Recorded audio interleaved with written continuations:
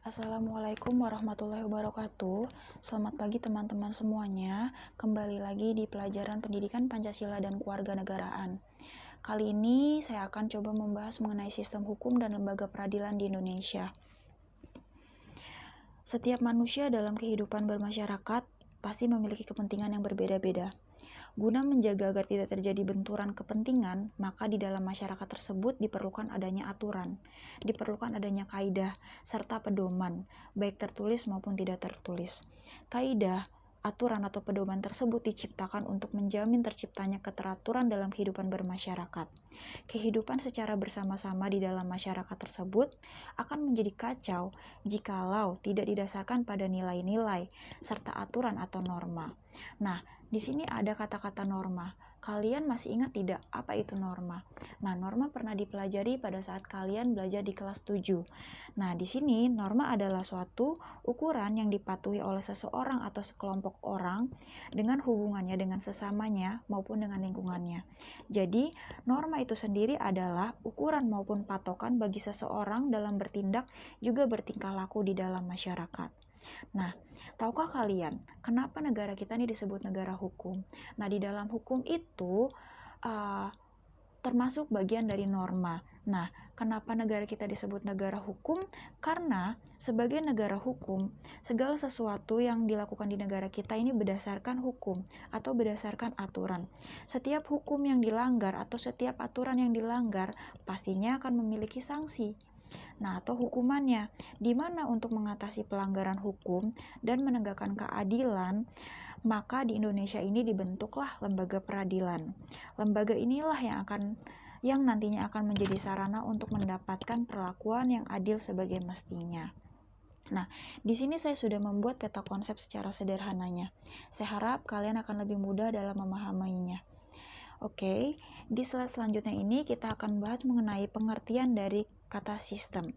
Sistem, menurut Profesor Sumantri, adalah suatu sarana yang menguasai keadaan dan pekerjaan agar dalam menjalankan tugas secara teratur atau suatu tatanan dan hal-hal yang saling berkaitan serta berhubungan sehingga membentuk suatu kesatuan dan satu keseluruhan.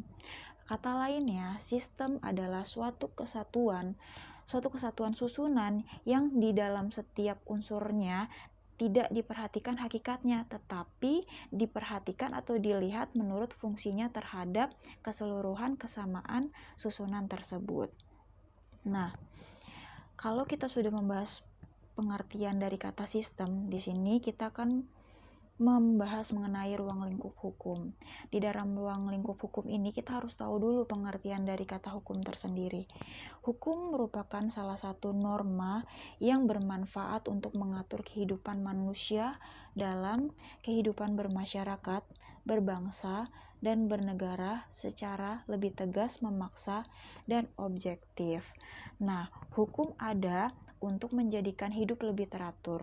Misalkan saja, jika kita berada di dalam jalan raya nih, ada sebagian pejalan kaki tentunya akan bingung jika menyeberang jalan kalau tidak ada aturan atau rambu-rambu lalu lintasnya atau tidak ada zebra cross-nya. Dengan adanya aturan tersebut atau dengan adanya rambu-rambu lalu lintas tersebut, maka saat lampu lalu lintas berwarna merah, maka pengendara kendaraan otomatis akan berhenti, dan rambu-rambu pejalan kaki berwarna hijau, maka kita bisa menyeberang dengan baik, kita bisa menyeberang dengan leluasa. Jika tidak ada rambu-rambu lalu lintas tersebut, maka kendaraan otomatis tidak akan berhenti dan kita tidak tahu kapan harus menyeberang, karena kalau kita paksakan untuk menyeberang bisa-bisa akan terjadi kecelakaan gitu. Dan kalau misalnya tidak ada rambu-rambu untuk pejalan kaki, biasanya ada zebra cross-nya. Bayangkan saja jika tidak ada zebra cross, kita akan bingung kapan kita harus menyeberangnya. Nah, setelah kita sudah tahu pengertian hukum secara umum, di sini akan ada pengertian hukum menurut beberapa tokoh. Yang pertama, menurut Utrecht. Hukum adalah himpunan peraturan-peraturan atau perintah-perintah dan larangan-larangan yang mengurus tata tertib suatu masyarakat dan karena itu harus ditaati oleh masyarakat. Yang kedua, menurut Leon de Guet. Hukum merupakan aturan tingkah laku anggota masyarakat, yaitu aturan yang daya gunanya pada saat tertentu diindahkan oleh masyarakat sebagai jaminan dari kepentingan bersama dan tindakan pelanggaran terhadap peraturan hukum akan menimbulkan reaksi bersama terhadap pelakunya. Yang ketiga, di sini tidak saya cantumkan ya. Yang ketiga, menurut J. Siti Simorangkir, hukum adalah peraturan-peraturan yang bersifat memaksa, yang menentukan tingkah laku manusia dalam lingkungan masyarakat dan dibuat oleh lembaga berwenang. Jadi, menurut dia juga hukum adalah seperangkat aturan atau ketentuan yang dibuat oleh badan-badan resmi yang berwenang yang sifatnya mengikat dan memaksa dengan tujuan mengatur tindakan manusia dalam lingkungan kehidupannya. Nah, setelah kita sudah tahu pengertian hukum baik secara umum maupun menurut para ahli, kita akan membahas mengenai unsur-unsur hukum. Nah, di dalam hukum ini ada 4 unsurnya. Yang pertama, peraturan hukum bersifat memaksa dan mengikat, karena di situ sudah ada aturannya, otomatis sudah ada sanksi atau hukuman jelasnya kalau kita melanggar. Yang kedua, peraturan memuat sanksi tegas dan nyata bagi pelanggarnya. Nah, ini berhubungan dengan poin yang pertama. Yang ketiga, peraturan tentang tingkah laku manusia dalam hidup masyarakat. Jadi semua tingkah laku manusia ada aturannya di dalam hukum-hukum yang berlaku atau ada pasal-pasalnya.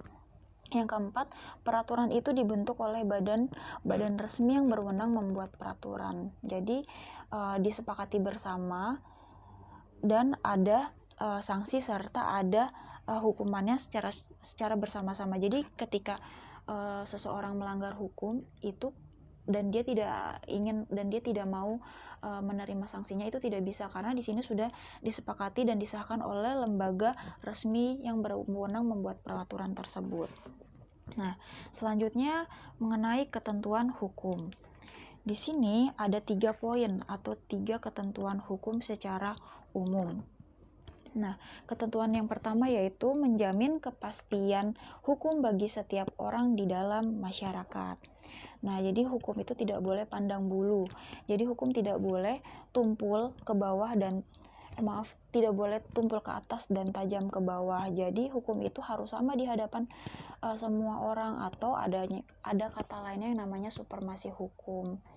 Jadi mau orang yang punya jabatan atau orang biasa-biasa saja, baik masyarakat sipil ataupun masyarakat non-sipil, itu hukum diperlakukan secara adil dan sama. Yang kedua, menjamin ketertiban, ketentraman, kedamaian, keadilan, kemakmuran, kebahagiaan, dan kebenaran. Karena tujuan hukum tadi yaitu agar hidup kita dapat berjalan secara adil, secara baik, dan adanya keteraturan hidup. Nah, yang ketiga, menjaga jangan sampai terjadi perbuatan main hakim sendiri di dalam pergaulan masyarakat. Jadi kita mungkin sering lihat kalau misalnya ada masyarakat yang menemui suatu pelanggaran hukum lalu dia menghakiminya secara sewenang-wenang tanpa melihat aturan hukumnya, tanpa melihat sanksi apa yang cocok untuk pelanggaran tersebut. Dan itu tidak boleh ya. Jadi semua pelanggaran hukum itu sudah ada sanksinya, sudah ada hukumannya. Jadi kita serahkan saja kepada orang yang berhak untuk mengadilinya gitu, atau lembaga peradilannya. Nah, selanjutnya di sini ada tujuan hukum. Tujuan hukum di sini ada 5 poin. Secara umumnya, yang pertama, mendatangkan kemakmuran dan kebahagiaan pada masyarakat. Jika tadi mengenai suatu ketentuan hukum itu dijalankan dengan baik, itu tujuannya itu untuk mencapai kemakmuran, kebahagiaan pada masyarakat, untuk menciptakan keadilan dan ketertiban, menciptakan pergaulan hidup antar anggota masyarakat, menjamin kebahagiaan sebanyak-banyaknya pada masyarakat, dan memberi petunjuk dalam pergaulan masyarakat. Jadi masyarakat tidak boleh berlaku sewenang-wenang, semua sudah ada aturan, kaidah, dan pedomannya. Nah, di sini fungsi dasar hukum. Di sini ada 3 fungsi dasar hukum.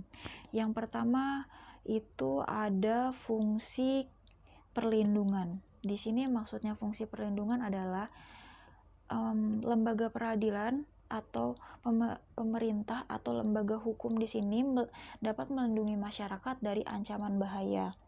Yang kedua, fungsi keadilan. Di sini maksudnya menjaga dan memberikan keadilan bagi semua manusia.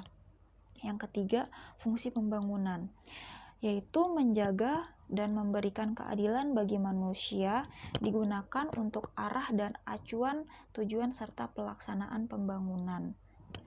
Nextnya itu ada jenis-jenis hukum. Di sini nanti akan dibedakan menurut macam-macamnya ya. Di sini yang pertama ada berdasarkan sumbernya. Nah, hukum di sini berdasarkan sumbernya maksudnya adalah segala hal yang menimbulkan aturan-aturan yang mempunyai kekuatan memaksa. Di sini apabila hukum dilanggar akan mengakibatkan sanksi yang tegas dan nyata. Nah, berdasarkan sumber-sumber hukum tersebut, nah di sini akan dibedakan menjadi yang pertama itu undang-undang. Nah, undang-undang yaitu hukum yang tercantum dalam peraturan perundang-undangan. Nah, di sini peraturannya jelas banget karena di situ memuat banyak pasalnya. Jadi setiap pelanggaran ada sanksi dan hukumannya di dalam undang-undang tersebut. Yang kedua itu traktat.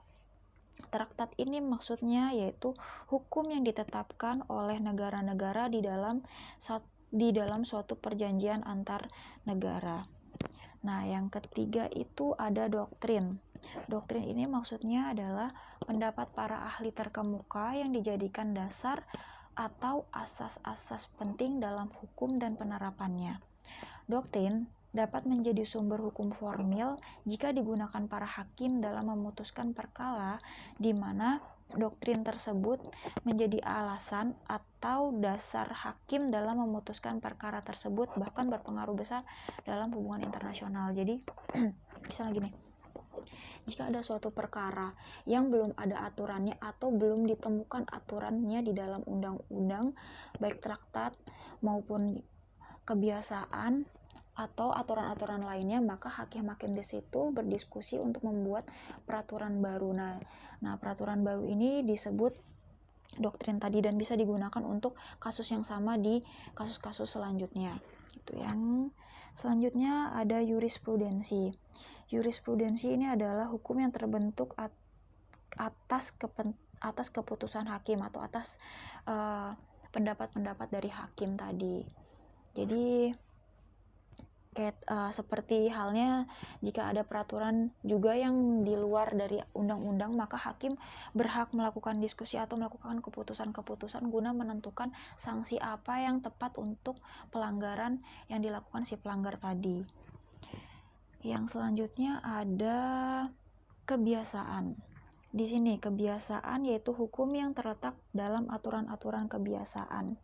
Jadi kebiasaan-kebiasaan ini biasanya mengarah pada adat dan budaya suatu daerah kayak gitu. Selanjutnya ada yang kedua, berdasarkan waktu berlakunya. Hukum berdasarkan waktu berlakunya ini dibedakan menjadi 3. Yang pertama, ius constitutum. Ius constitutum ini atau dapat kita sebut juga sebagai hukum positif, yaitu hukum yang berlaku sekarang bagi suatu masyarakat tertentu di dalam suatu daerah tertentu. Misalnya, Undang-Undang Dasar Republik Indonesia atau Undang-Undang RI Nomor 12 Tahun 2006 tentang Kewarganegaraan Republik Indonesia. Jadi hanya berlaku saat ini disebut hukum positif atau ius constitutum. Yang kedua, ius constituendum atau hukum negatif, yaitu hukum yang diharapkan berlaku pada waktu yang akan datang. Misalnya, rencana undang-undang atau RUU. Misalnya, jika kita belum ada aturan tentang suatu pelanggaran dan di situ kita baru akan merencanakan aturannya, maka di sini disebut ius constituendum.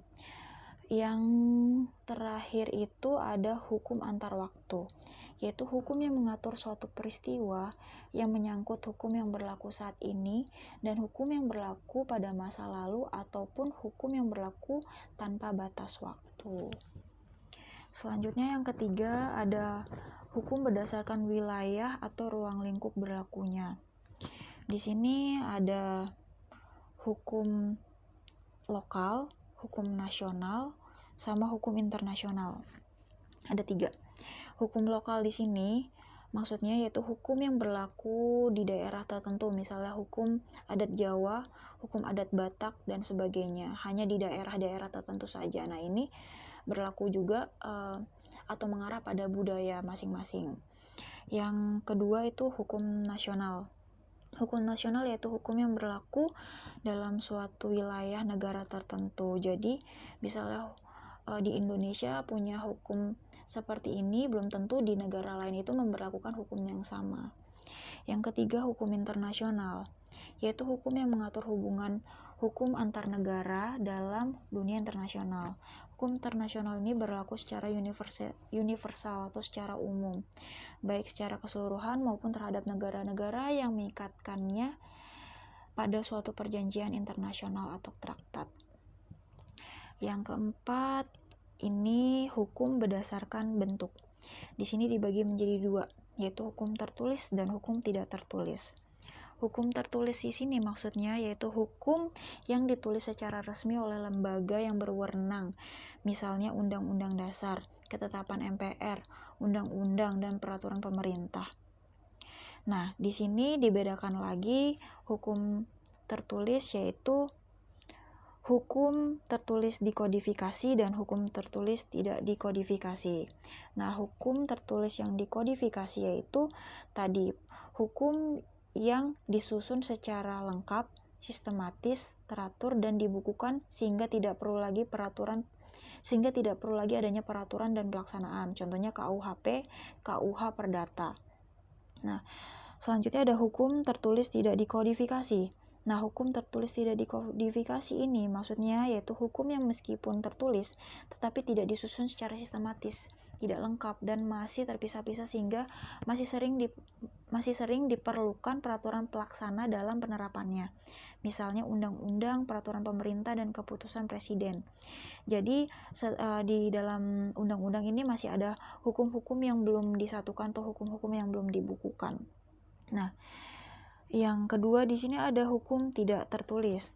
Hukum tidak tertulis yaitu hukum yang tidak ditulis secara resmi tetapi masih hidup dan terpelihara di dalam masyarakat serta masih diakui secara sah sebagai hukum yang berlaku. Misalnya pidato kenegaraan, terus pidato pimpinan negara, contohnya pada saat presiden di setiap tanggal 16 Agustus, dan aturan-aturan agama. Di dalam praktik kenegaraan sering disebut konvensi, atau contoh lainnya kita bisa sebut sebagai hukum adat. Selanjutnya, hukum berdasarkan kekuatan berlaku dan sifatnya. Di sini dibagi menjadi 2, yaitu hukum yang memaksa dan hukum volunteer.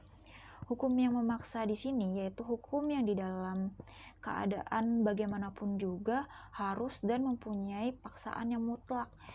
Misalnya melakukan pembunuhan, maka ya sanksinya secara paksa wajib dilaksanakan. Jadi orang yang melanggar hukum atau memungkiri atau mengingkari adanya aturan tersebut, maka harus ditindak secara paksa. Jadi orang tersebut tidak bisa mengelak dan tidak bisa lari dari tanggung jawabnya atau lari dari perbuatannya. Yang kedua, hukum yang mengatur atau biasa kita sebut atau hukum volunteer, atau hukum volunteer ini disebut juga atau hukum yang mengatur, yaitu hukum yang dapat dikesampingkan apabila pihak-pihak yang bersangkutan telah membuat peraturan sendiri dalam suatu perjanjian, atau dengan kata lain hukum tersebut mengatur hubungan antar individu yang baru berlaku apabila yang bersangkutan tidak menggunakan alternatif lain.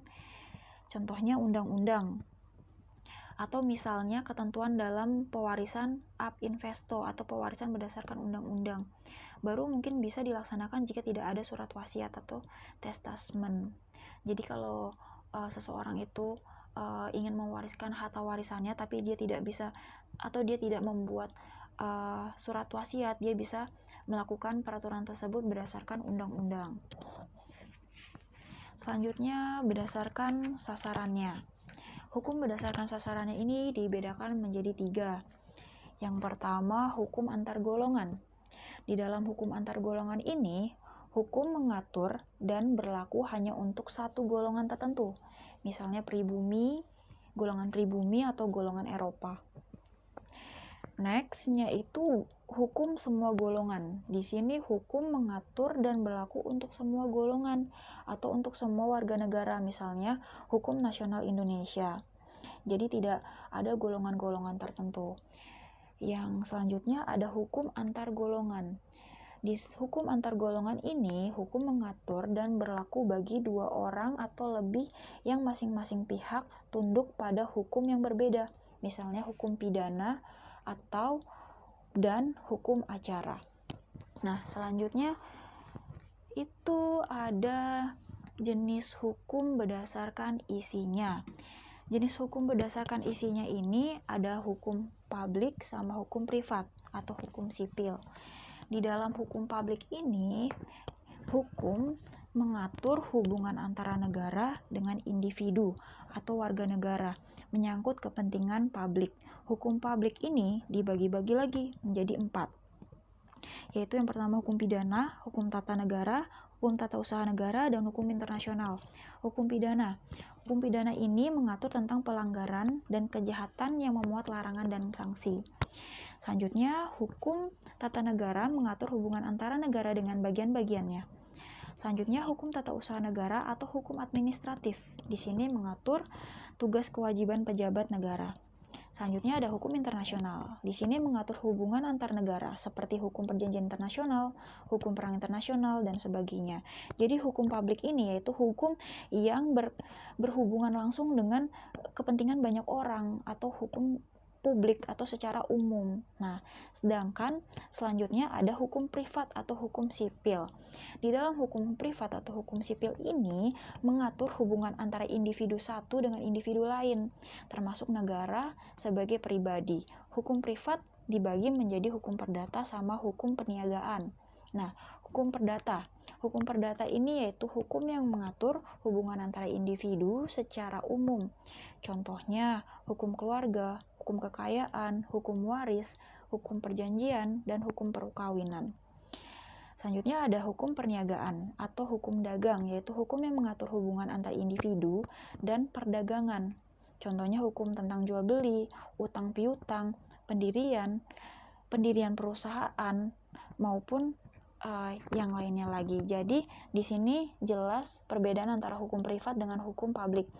Kalau hukum publik itu berkaitan langsung dengan kepentingan banyak orang atau secara umum, sedangkan hukum privat ini hanya berkaitan dengan satu orang dengan orang lainnya.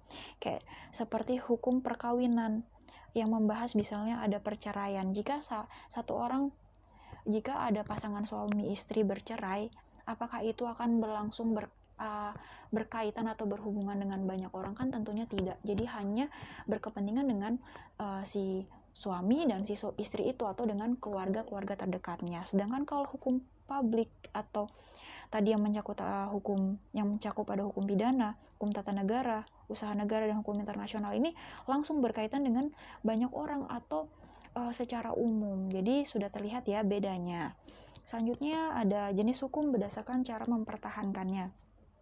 Jenis hukum berdasarkan cara mempertahankannya ini maksudnya adalah hukum menurut tugas dan fungsinya atau cara mempertahankannya. Jadi hanya dibedakan menurut tugas dan fungsinya saja atau cara mempertahankannya. Di dalam cara mempertahankannya ini dibagi menjadi 2, yaitu hukum material atau hukum material, dan hukum formil atau hukum formal.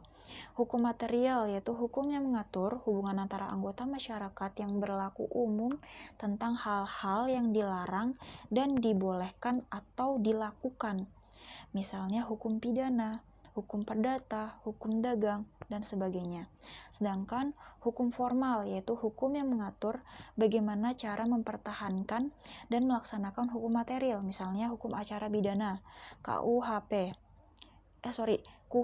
dan hukum acara perdata dan sebagainya. Di sini antara tadi hukum materi dan hukum formal atau hukum formil dan hukum material di sini berkaitan dengan hukum publik dan hukum privat.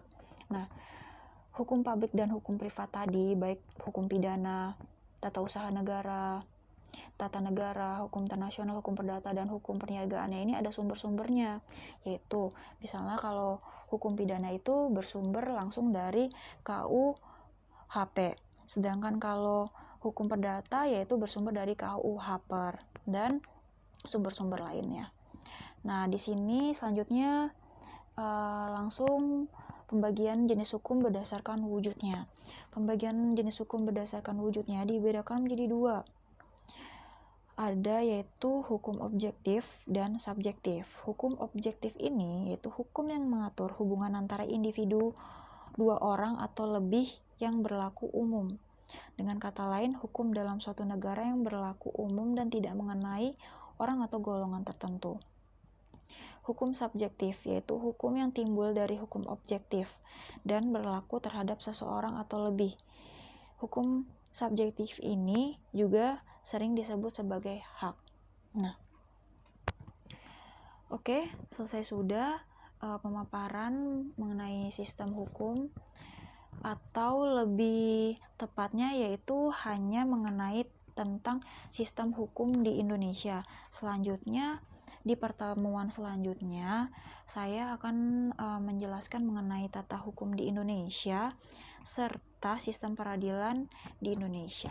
Jika ada pertanyaan, silakan kalian bisa japri saya di nomor WhatsApp saya, atau kalian juga bisa bertanya langsung di akun Instagram PPKN Man2 Jakarta, atau bisa kirim email ke alamat email yang sudah tertera. Terima kasih. Wassalamualaikum warahmatullahi wabarakatuh.